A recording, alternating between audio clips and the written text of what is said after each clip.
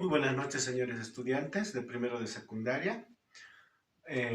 Esperamos siempre que estén bien en casita, pero desde acá nosotros queremos seguir avanzando con el desarrollo de los temas. Hoy vamos a avanzar el texto narrativo, ¿ya? Vamos a definir qué es un texto narrativo. El texto narrativo es una sucesión de hechos, ¿ya? Los hechos pueden ser reales, pueden ser subjetivos. Lo subjetivo está relacionado con la fantasía. Ahora también hay otro tipo de hechos, ¿no? Por ejemplo, la parábola, ¿no? Es otro tipo de hechos que también está acogido dentro del texto narrativo, ¿ya? Este texto narrativo tiene elementos, ¿ya? Acá hay 4 elementos importantes que tiene una narración, ¿no? El narrador, ya, es el que relata los hechos. Los personajes son los personajes que están en los hechos, el espacio, ¿no? Donde se da el hecho y el tiempo, ¿no? ¿En qué tiempo? No es tanto a los minutos, sino puede ser en este momento, puede ser en el pasado, ¿no ven? A eso se refiere el tiempo, ¿ya? Pero ahora nos vamos a concentrar acá en los personajes, ¿ya? En los personajes hay 3 tipos de personajes, ¿no? Los antagonistas, ¿ya? Los protagonistas y los secundarios. En un texto narrativo se llaman antagonistas, dice, es el personaje opuesto al protagonista. Quiere decir que digamos, ¿no? En un ejemplo vamos a poner, ¿no? Queremos contar, digamos, la historia de José. ¿Quién es el antagonista aquí en la historia de José? Sus hermanos, porque son opuestos a lo que piensa José, ¿no? Ahora vayamos a los protagonistas. Los protagonistas, dice, son los que llevan la acción en la narración, son los personajes importantes en la narración, ¿no? Aquellos personajes que siempre están en toda la narración, se está mencionando a los nombres de los personajes importantes, ¿ya? Y tenemos los personajes secundarios también, son los personajes que participan de manera indirecta, ¿no? Por ejemplo, en la historia de José, el personaje indirecto sería pues la esposa de Potifar, digamos, ¿no? Ella es un personaje indirecto, pero los personajes principales siempre están en toda la narración de los hechos, ¿ya? Ahora vayamos a pasar a la estructura, ¿no? La narración siempre va a tener una estructura, ¿no? Esta es la estructura más completa, ya que nosotros hemos visto que era conveniente salir, ¿no?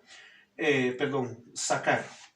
En esta estructura vemos 4 elementos fundamentales, ¿ya?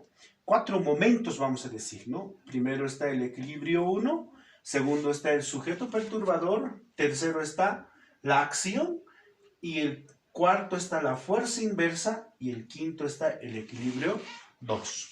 Vayamos a la primera. ¿Qué significa el equilibrio 1? En el equilibrio 1, la narración siempre va a presentar al personaje, ¿no? O el inicio del relato. Por ejemplo, acá dice, es la presentación, dice, el inicio de la narración. Acá estamos presentando, ¿no? Puede decir, érase una vez, había una vez, o hace mucho tiempo, ¿no?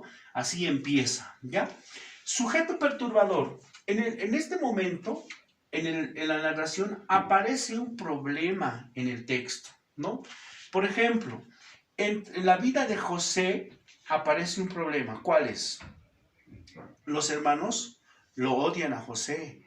Entonces, este sería el sujeto perturbador porque el relato se desarrolla en función a este problema, ¿no?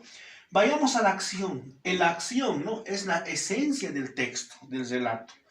¿Cómo lo podemos considerar la acción en la vida de José? Es cuando su papá le dice, no, tú no has nacido para estar en el campo, aprende a leer, ¿no? Cuando los hermanos de José lo venden, ¿sí? Cuando José es esclavo de Potifar, todo aquello es la esencia de toda esa narración, de toda esa historia de José, ¿no?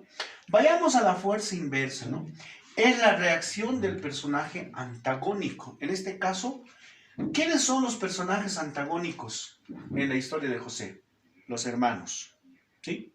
En una primera parte. Los otros personajes antagónicos también sería, por ejemplo, Potifar, ¿no?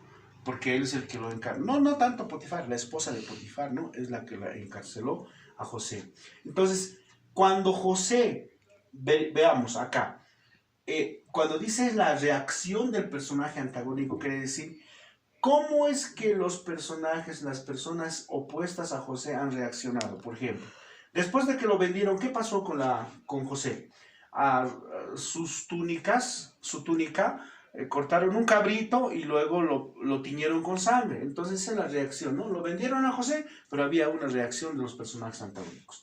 Equilibrio 2 es el desenlace final de toda la escena, ¿no? En este caso, la historia de José, ¿cómo termina, no? José termina siendo rey de Egipto, ¿no? Ahora vayamos, yo quiero hacerles una pequeña descripción, no tanto de la estructura, sino de los elementos acá, porque el trabajo que les voy a dar está en función a la descripción del ejemplo de un texto. Vayamos en este cuadro, ¿ya? Dice, descripción de un ejemplo en un texto. El tema es la muerte de Jesús, ¿ya? Vayamos a los personajes. Primero, dentro de los personajes hemos dicho que tenemos 3 tipos de personajes: protagonistas, antagonistas y secundarios. Nuestro tema de hoy es la muerte de Jesús, ¿ya? Vayamos. ¿Quiénes son los protagonistas? María, Jesús, Judas, los soldados romanos y los ladrones. Son los protagonistas, aunque no tanto los ladrones, porque los ladrones solo aparecen al final. Pero acá los protagonistas son María, Jesús, Judas y los soldados, ¿no? Los soldados romanos que están siempre constantes, ¿ya? Ahora vayamos a los antagonistas. ¿Quién es el opuesto a estos personajes, no? Judas, que lo vende a Jesús. Herodes, que lo busca desde que cuando nace Jesús, lo busca para matarlo, ¿sí? Y este es el momento más importante de que Herodes puede hacer que los soldados lo maten. Pilato, porque estaba en sus manos de que Jesús podría ser crucificado o no también, ¿no? Vayamos a los personajes secundarios, ¿no? Acá aparece José de Arimatea, ¿no? Cuando Jesús muere, compra el cuerpo de Cristo, ¿sí? Para enterrarlo en la tumba que él lo tenía.